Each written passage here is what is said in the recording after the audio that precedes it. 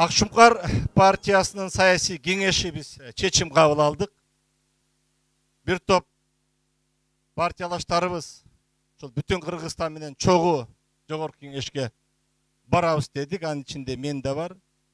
Мен көчөгүнү партиялык мүчөмдү жана лидерлик мүчөмдү токтотуп убактылуу бүгүн мына сиздердин астыңыздарда турам. Бул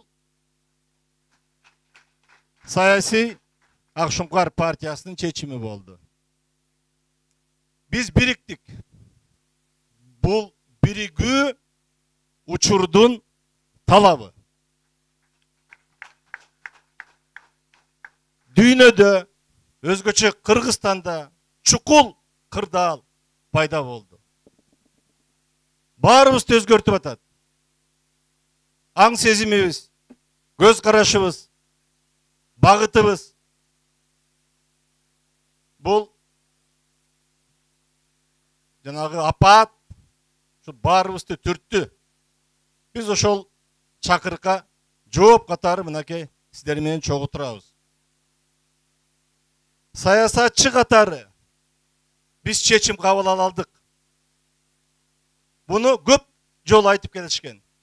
Амбициясынан айрыла алышпайт, бири-бири менен чогулуп отура албайт деп. Биз чечим кабыл алдык. Эмки чечим шайлоочулардын чечими. Мына саясатчы катары биз алдык. Желекти көтөрдүк. Жиреп басабыз дедик. Эми шайлоочулар шайлоо күнү барып өздөрүнүн чечимин кабыл алсын. Алданбай, азгырылбай, коркпой берсин добушун. Ачык айтайын. Биздин багыттар боюнча көп жагынан көз караштарыбыз бирдей. Бирок ошол эле убакта кээ бир маселелер боюнча талашыбыз бар. Бул мыйзам ченемдүү көрүнүш. Мындан коркпош керек. Ынтымак болсо, биримдик болсо, биз сөзсүз түрдө жеңишке жетебиз. Туурабы? Анан биз бүгүн жеңиш жөнүндө сүйлөбөсөк, биз качан сүйлөйбүз? Биз ар бирибиз, ар бир шайлоочунун жүрөгүнө жетишибиз керек. Өзүбүздүн так, анык, түз позициябызды жеткире билишибиз керек. Өзүбүздүн курчтугубузду, ички өзөгүбүз бар экенин, багытты түшүнгөнүбүздү биз жеткирип, шайлоочулардын добушун алышыбыз керек. Биз ар бир добуш үчүн күрөшүбүз керек. Мына мен чакырып кетем, мына буйруп бүгүн тизме бекисе, мына бүгүндөн баштап биз кечиктик.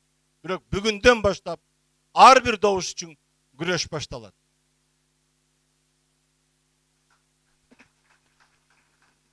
Бириккенге чейин эл бизди сындады. Эми биз бириккенден кийин элди шайлоо сынайт. Биз ушуну жеткизишибиз керек элибизге. Мен дайым айтам. Кыргызстан кайдан башталат? Те алыскы Алтайданбы? Жö бийик тоолу Алайданбы? Жö түбү терең ысык көлдөнбү деп. Кыргызстан ар бирибиздин жүрөгүбүздөн, ар бир үйдөн, ар бир айылдан башталат. Мынакей эгер биз кыргыз деп, кыргыз эли деп, мамлекет деп күйсөк, жүрөгүбүздөн чыгыш керек. Ар бир үйдөн чыгыш керек. Ар бир айылдын ынтымагынан чыгыш керек. Мына биз ушуга жетишибиз керек. Биз эч нерседен тайманбай, бири-бирибизди колдоп чогуу басалы. Ошондо гана биз элибиздин добушун алып, мандатка жетип, ошол жерге барганда анан кандай иштеш керек? Кандай жүрүш керек? Кандай сөздү айтыш керек? кандай сунушту бериш керек, кандай добуш бериш керек деп өзүбүздү бекемдеп беришибиз керек. Мен ушул жерде чыгып кеткен, астында чыгып кеткен кээ бир адамдар менен кошула албайт элем. Депутаттардын ичинде дагы бүгүнкү 120 ичинде дагы болду. Барын жаман деп айта албайбыз. Жаман жаман деп жакшыны кайдан табабыз дейт кыргызым. Бар мынакей. Турат, Зияш турат.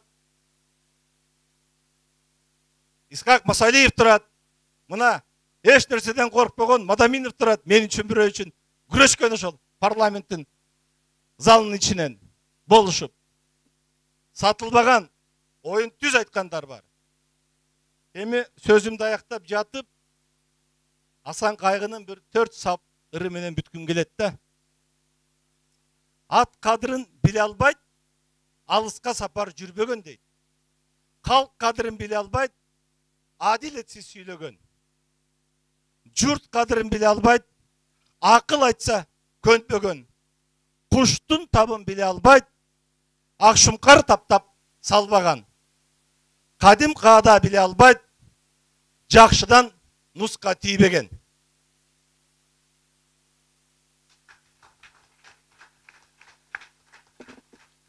Анан бүгүн дагы бир топ партиялардын курултайы болуп атат. Уулдап, дуулдап. Асан Кайгы да 2 сап айткан экен. Аргымакты миндим деп, арткы топтон адашпа деп. Мен аларга айтайт элем, элден адашпасын. Бүгүн көкүрөгүн чаап аткан башкалар. Рахмат.